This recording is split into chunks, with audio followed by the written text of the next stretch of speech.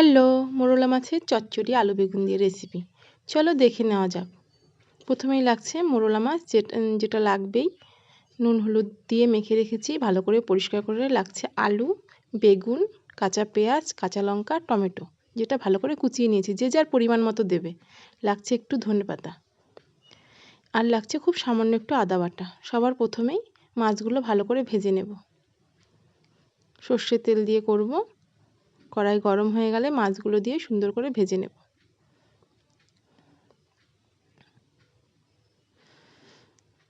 দেখো মাছগুলো ভাজা ডান। এবার চলো আসা যাক মেন রান্নায়। ওই তেলের মধ্যে একটু কালো জিরে ফোড়ন দিয়ে দিলাম। দিয়ে দেবো সমস্ত কুচিয়ে রাখা সবজি, একই সঙ্গে দিয়ে দেবো কাঁচা লঙ্কা, পেঁয়াজ, আলু, বেগুন, টমেটো।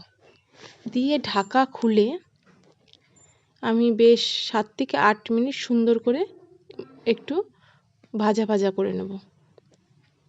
খুব বেশি না, মিডিয়ামভাবে ভেজে নেব।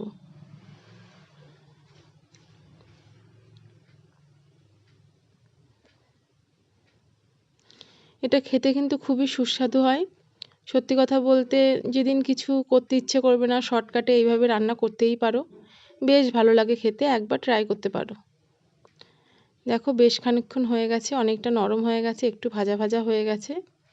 এই পর্যায়ে আমি অ্যাড করব লবণ,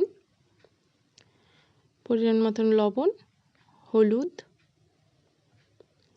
খুব সামান্য একটু আদা বাটা, খুবই সামান্য। যদি মন না চায় নাও দিতে পারো, কিন্তু দিলে এতগুলো সবজি তো সবজির একটা গন্ধর সাথে খুব ভালো যায়। যাই হোক, সুন্দর করে নাড়িয়ে নেব।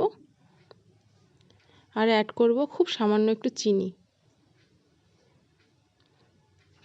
দিয়ে সুন্দর করে খানিকক্ষণ নাড়াচাড়া করে মিশিয়ে নেব।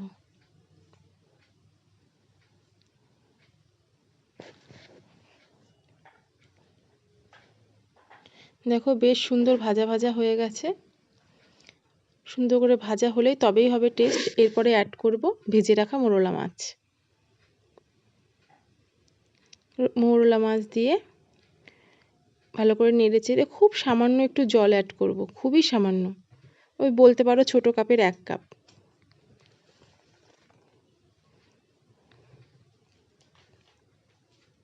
দিয়ে দিলাম। ভালো করে নাড়াচাড়া করে নেব। করে 5-7 মিনিটের জন্য ঢেকে দেব। দেখো 5-7 মিনিট হয়ে গেছে, জলটা অনেকটাই শুকিয়ে গেছে, কিন্তু আমি একেবারে পুরোপুরি শুকনো করে নেব, সামান্য তেল ছাড়া অবধি। এত সুন্দর গন্ধ বেরিয়েছে, খেতে তো খুবই সুস্বাদু হয়। তোমরা একবার ট্রাই করো প্লিজ। দেখো জলটা একেবারেই শুকিয়ে গেছে, হালকা আছে। এই পর্যায়ে দিয়ে দেবো কুচিয়ে রাখা ধনেপাতা। দিয়ে আমি আরও 2 মিনিট ঢাকা দিয়ে পরিবেশন করে তোমাদেরকে দেখাচ্ছি। একবার করে দেখো, খুব ভালো লাগবে।